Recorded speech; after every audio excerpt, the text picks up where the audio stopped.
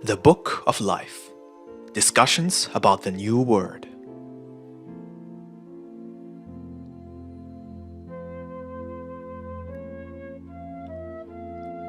Thus saith the Lord. If to you my doctrine seems strange, in so far as you think that, knowing me, you have never heard these words, I tell you that your surprise is the result of your negligence in penetrating the depths of what I revealed to you in times past. It is for that reason that this doctrine seems strange or new, when in reality, this light has been always present in your life.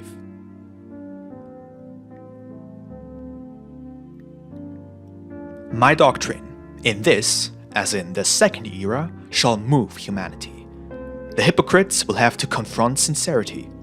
Falsity will let its mask fall, and the truth will shine forth. The truth shall prevail over the lie that envelops this world. Man will be able to understand and recognize all that which encompasses reason and truth, but all that which he was obliged to believe without understanding, he will reject, and therefore my doctrine will spread, because it gives forth the light that men need. A great part of this work falls to you, the listener in Mexico, that of revealing to your brothers its beginning and its end.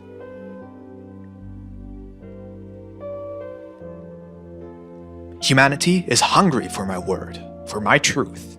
Men yearn and clamor for the light to come to their understanding. They demand justice and await counsel. This is a decisive time. In truth, I tell you that many ideas, theories, and even dogmas that have been held as truths for centuries shall fall to the earth and be abandoned as false. Fanaticism and idolatry will be fought against and exterminated by those who were most involved and faithful to it. The teachings of God will be understood.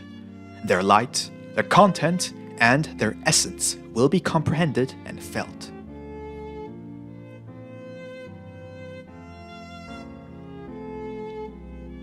The men of science, after a time of testing, during which they will suffer very great confusion, when in their spirits the light shines, and they hear the voice of their conscience, will discover that of which they had never dreamed.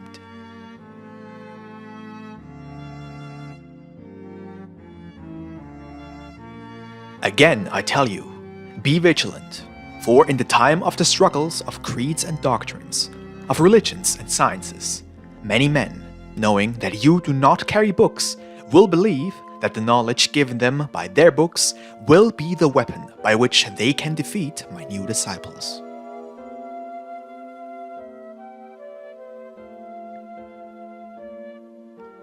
I have told you, disciples, that you shall have to look at the great religions and the small sects directly in the eye. But before neither should you have fear.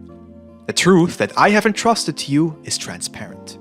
The word that I have taught you is clear and simple on its surface, but infinitely deep in its content. And they are powerful weapons with which you will struggle and win. And yet, I tell you, there shall arise a people on the earth full of materialism and disbelief, to deny to you the right to call yourselves Israel, to deny your testimony of having received the new coming of the Messiah. And these people are the Jews. Have you not thought this? These people await in their bosom the arrival of their Messiah, their Savior, from whom they will receive justice, and who will place them once again over all the peoples of the earth.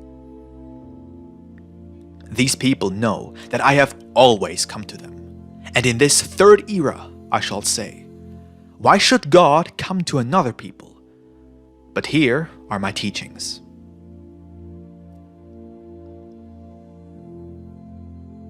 This spiritualist people live unknown.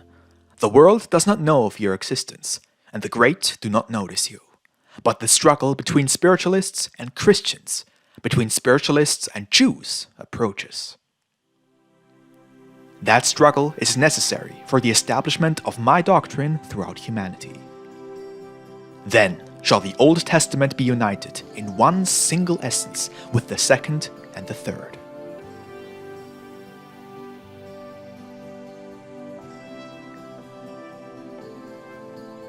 To many, this appears impossible. To me, it is the most natural.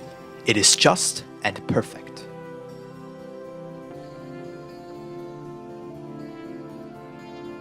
The great book of true life. My word will stay written down for all time. With it, you will form the book of the third era, the Third Testament, the final message from the Father.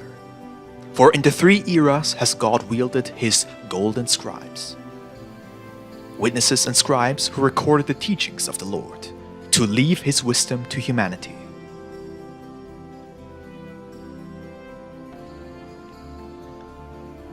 Moses was the first golden scribe, which the Father used to inscribe in inerasable letters in a book the events of the first era.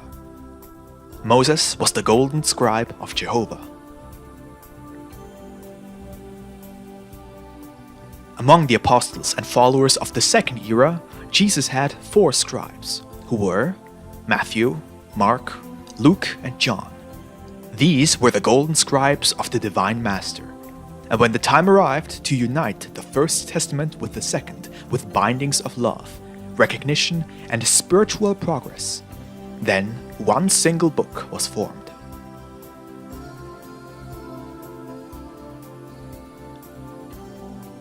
Now in the third era, in which you have again my word, I have again named the golden scribes, so that it may be written down.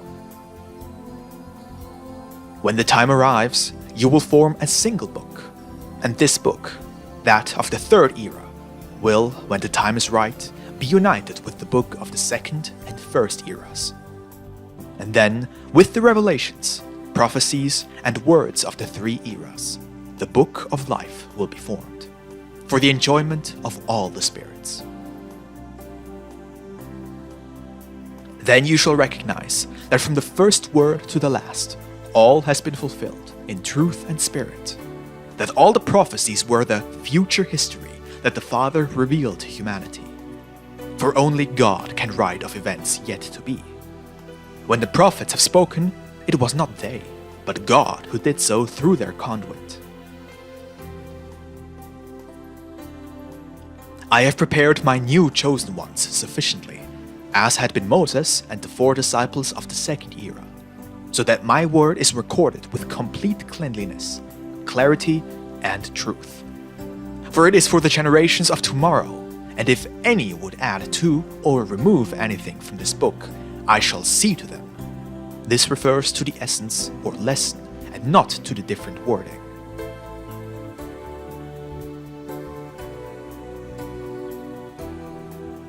Now, my very beloved children, who shall care about this book that you are forming? None, in truth, but the moment shall come in which a humanity full of anxiety and of curiosity asks you for your book. And then it shall be unveiled, scrutinized and discussed. In that struggle of ideas, bands will arise, men of science, theologians, philosophers.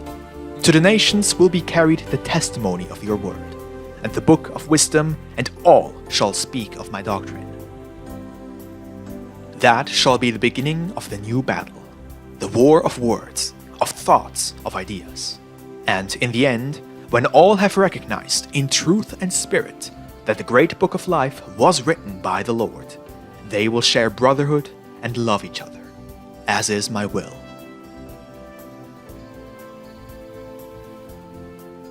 Why was the word of Jehovah in the first time not sufficient to unite the world? And why did Jesus not achieve it in the second era? Why, in this time, has it not been sufficient that since 1866 I have been giving you my word for nations to love one another and live in peace? It is necessary for the 3 books to form one single book, so that this word illuminates the universe. Then shall humanity be surrounded by this light, and the curse of Babel will be erased, for all men will read the great book of true life. All will practice the same doctrine and will love one another as children of God, in spirit and truth.